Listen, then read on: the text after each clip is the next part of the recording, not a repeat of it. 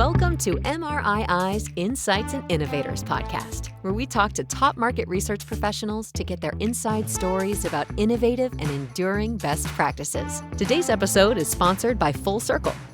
Named the Panel Company of the Year, Full Circle is a leading provider of high-quality online insight, leveraging survey experience, advanced tech, flexible community strategies, and unparalleled quality controls. We give you immediate access to proven data for better insights. Now, here's your host for today's episode. For years, there's been an outcry that market research needs to be more perceptive and more consultative to truly add value. With a pragmatic emphasis on segmentation and the use of technology, David Boyle's firm Audience Strategies takes an enlightened view towards turning insights into action. I'm John Last, president of Sports and Leisure Research Group and past president of MRII. In this episode, we're going to dive deeply into meaningful trends redefining the insights profession. From the vantage point of Audience Strategies, David Boyle, who has as much to say about the confluence of insight strategy and AI-driven innovation in providing direction to leading brands. David, it's great to have you on Insights and Innovators. Thank you so much. It's a pleasure to be here. So I want to get started right away with a real brief overview of your own personal career journey. Your career has spanned consulting, politics, retail, entertainment, and now AI-driven insights. And I'm curious, as a fellow journeyman who's been all over the place, how has your diverse background influenced your perspective on innovation and marketing research? How to answer that in a quick response is the challenge. Okay, I started consulting, making strategy decisions, and we didn't use much market research. I felt that was wrong. I felt it was siloed. I felt it was gatekept. And I felt like that was the problem. And I carried that problem with me into running research teams many years later. And my goal was to make research available and useful to strategic teams making strategic decisions, not just tactical decisions. So I re-engineered research teams to try to be more strategic. And I realized that you could point research at business strategy and it could move the needle on really, really big decisions. So I'd say I spent my second career doing exactly that. And then AI came along and knocked my socks off late November 2022, 2 and a little bit years ago. And stopped me in my tracks because suddenly that could do a lot of things that I thought were really special, and you had to be a very, very skilled researcher to be able to do. So I guess that's the start of my third career at that stage then. Nice. Always great to see, that evolution and kind of thinking about how today's leaders kind of got to where they were. You talk about AI, and there's a popular quip that I've been known to share with colleagues across the industry, and that's if we had $10,000 for every time someone in today's marketing environment used the letters AI, we could probably all retire. So what fundamental shifts have you seen in how organizations connect with their audience, and what role is AI playing today and into the future? Help us kind of separate the hype from the substance. Yeah, and I've got to say, I was slightly embarrassed to say I worked in market research for a little while. I used to say I work in research, but I'm not a researcher because research often didn't deliver. And now I'm slightly embarrassed to say I work in AI because there's so much hype. Yeah. And so maybe I'm drawn to careers where I try to do things a bit differently. But okay, there is so much hype in AI. I try not to use the phrase AI. I try to use the phrase language models because that's the thing that's making the big difference. Let's be specific. These are machines that let you put some words in and get some more words back out again as a result, not numbers. We'll do that separately. But the simple fact is, if you put the right words into these things, you can use them for all sorts of different things that we do all day, every day. There are 4 things I think they're very, very good at. Synthesizing information. We have a lot of that in the research world, particularly words, particularly qual. We can synthesize it like never before. All that qual that went untouched, untapped, or unanalyzed, and there's a lot of that in organizations, if we're honest, can now get processed in a more effective and more efficient way. Writing, we can be more compelling in our reports, in our explanations, in our pitches, and we're often not great at that, researchers as well. Thinking, we're pretty good at thinking about audiences, but we can do it more often and more deeply than we used to. But also, we often fail to think through the implications of our work, hence the challenge integrating insight into strategy. Whereas now we can do much more thinking about the so whats of different audience insights, different opportunities, and different challenges. And so, yeah, there's a bunch of different things these things are very, very, very, very good at. And for me, it's about helping with lots of little tasks all day, every day, rather than one single breakthrough at any one point in the journey. Yeah, I guess another input, if you will. I mean, it's funny because I think one of the traits that we both share, and I've talked about it on the podcast in previous episodes, is just it always amazed me, and still to some degree does, that there are not enough researchers that think like strategists, that think like consultants. The line that I've used, and people are probably tired of hearing me say this on this podcast, was I always used to pick on McKinsey only because I almost worked there, and that was the difference between what we do and McKinsey is only about $1 million in engagement. And now technology, I think, helps us even be sharper in that regard. And kind of drafting off that a bit, you've emphasized in your firm developing strategies based on audience needs. I've also been a big fan of talking about understanding audiences, about understanding the value of audiences, particularly in the media space where I came from before having my own firm. How has AI changed your approach to understanding audiences, in particular in the means of segmentation, which is also something that has a personal affinity on my end as well? Yeah, I mean, just on that broader topic for a second, coming from a background in first strategy consulting, helping a broad range of industries, and then doing strategy work in media and entertainment industries, luxury goods, strategy comes from lots of different directions. It can come from financial strategy or business strategy or all sorts of other strategies. It is not at all obvious to the strategy field that audiences should be at the heart of it. I think I've always seen and shown that it's not only a perfectly valid place to start your strategy, but actually, I think it's the most logical place to start your strategy. So I firmly believe that strategy should be absolutely rooted in, it should start from what audiences need, category related needs, audience needs. And so that's a philosophy which is absolutely not shared by the wider strategy industry, but it is something that's incredibly powerful. So I think there's a lot to that, and I'm glad we share that enthusiasm.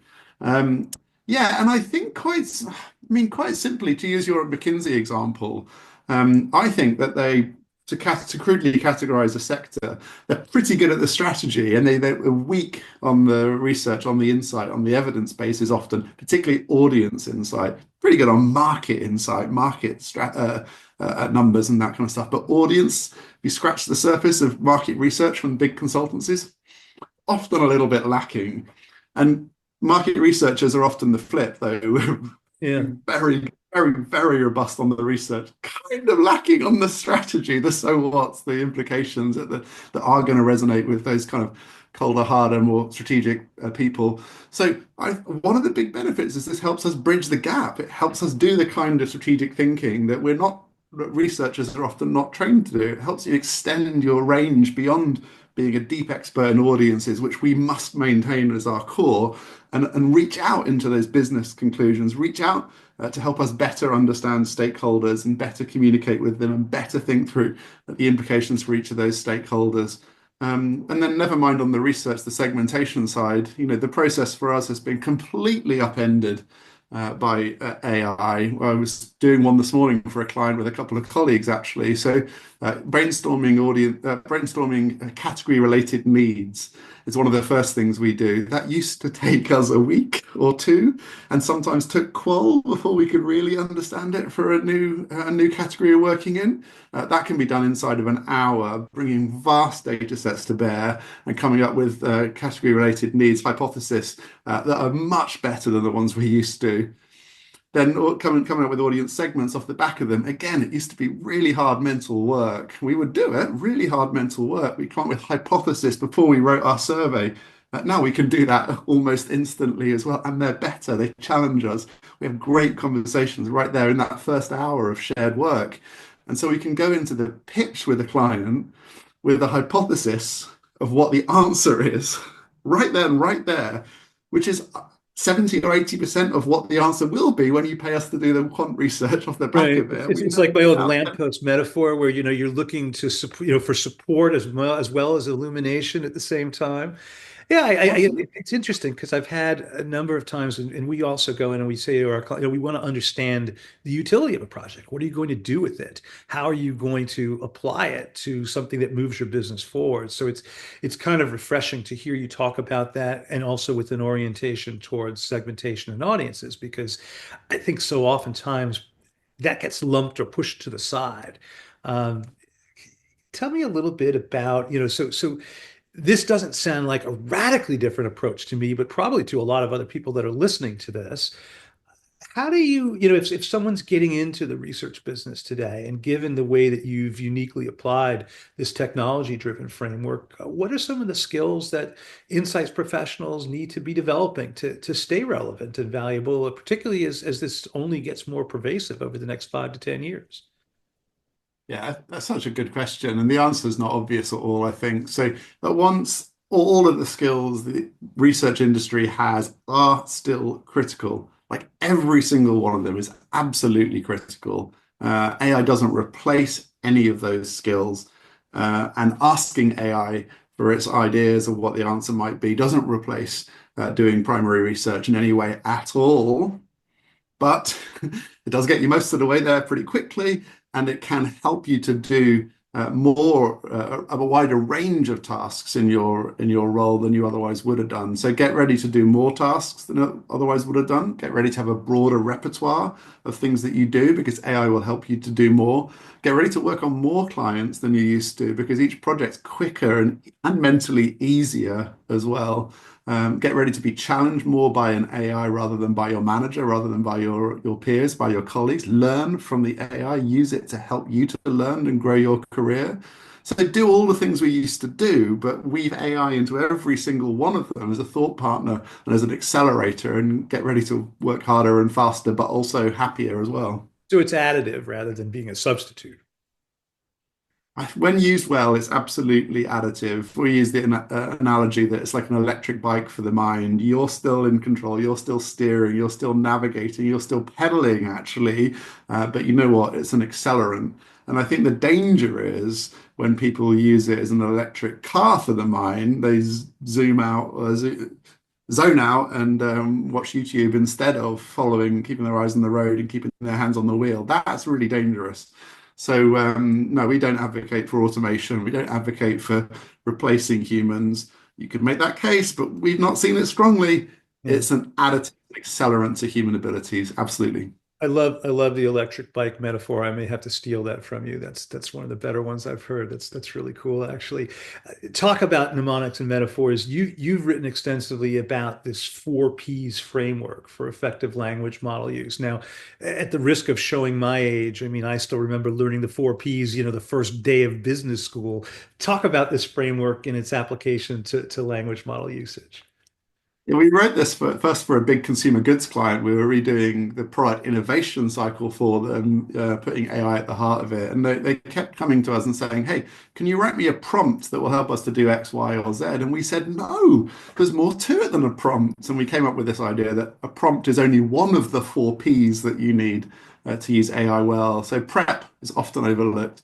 What is it you're trying to achieve? What materials and context documents do I need to bring in order to put them into the AI, just to set the tone, to set the guardrails, to set the ambitions of the project properly? There's a lot of work there, actually. Everyone skips it. Prompting is next. There's some skill to that, but it's getting easier and easier as models evolve. There's some skill to it, though. There's some tips and tricks there. That's the second P. The third is process. So how do you break a task like product innovation or audience segmentation? How do you break it into steps and solve each step one by one, inserting human expertise at the appropriate points, iterating and refining as you go? That's a process challenge. It's a segmentation process challenge, first of all, then an AI process challenge on top. You've got to have a good process in both ways. And then the fourth P is proficiency. That is using your expertise, your judgment. And we say that you have to CEO every AI output. That is to check it. That's on you, not the AI. Edit it, because you're going to want to take stuff out, add stuff in, refine it, and then ultimately, own it. Ultimately, it's on you to say, I stand by this output, not Chat GPT told me. So CEO, that's proficiency, is the fourth P. So yeah, I can give you a prompt, but it's not going to help you. You haven't got the other three Ps. You've got to do a bit of work.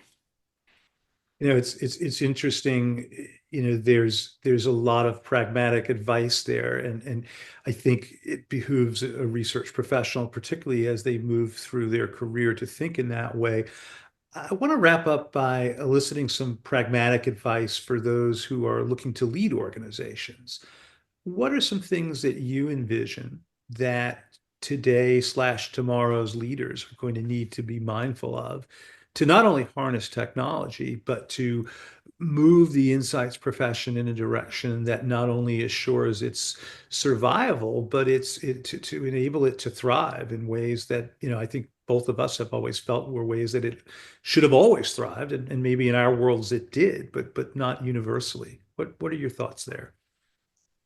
Well, I think the first point is that AI is an accelerant to almost everything that knowledge workers do almost every day. And it happens to be particularly well suited to what market researchers do. So more than any other organization, I would argue that's absolutely true in market research firms. So that's an accelerant to everything we do all day, every day. That's organizational change that's required there. That's training and support and guidance and mentoring and leadership and encouragement and incentivization. That is a complex organizational change process. It's worth it because you know what? Making everything your whole team does every day better, quicker, and happier, and reducing the mental overhead is an incredible boost, an accelerant to the organization overall. So you've got an organizational change problem there to undergo, not just the training, not just the tool purchase challenge. Lead from above. Why? Partly because it will change the way you run your firm. It will change the way you write and think and communicate with clients and learn, adapt, and get up to speed. We're showing that with senior leaders across so many organizations. You are not exempt. It will help you as well, I promise. But recognize that it also helps the grassroots. Team assistants or interns are accelerated by this, sometimes more so than more senior people, because they've got more to learn. It's easier for them to learn. So this is a whole organization challenge. Recognize that some people are going to get it quickly and are going to be vastly more productive as a result. Support, enable them, and manage their acceleration. Don't hold them back. Don't make them hide their work. Some people are going to be laggards because technology is hard to learn and new ways of working are hard. So think about how you support those people. I would insist that they develop the new skills, but support them to develop the new skills. Give them the support they need as well. So again, I think it's more of an organizational change problem than it is a technology problem or a systems problem. That's a whole different way of thinking about it. It's a whole different challenge. Yeah, it's a cultural challenge. It's something that we often talk about, finding that happy space between high tech and high touch. I don't know if that's a good way to summarize it, but this has been I like it. fascinating. Really, really have enjoyed this quick immersion into some of the ways that you're thinking and the things that you're doing. I wish we could spend more time, but that's going to wrap up today's episode of Insights and Innovators. Thanks for joining us, David. Thanks so much. Good luck, everyone. Thanks for joining the Insights and Innovators podcast from Market Research Institute International. Click subscribe to never miss an episode and visit us at mrii.org for more market research insights.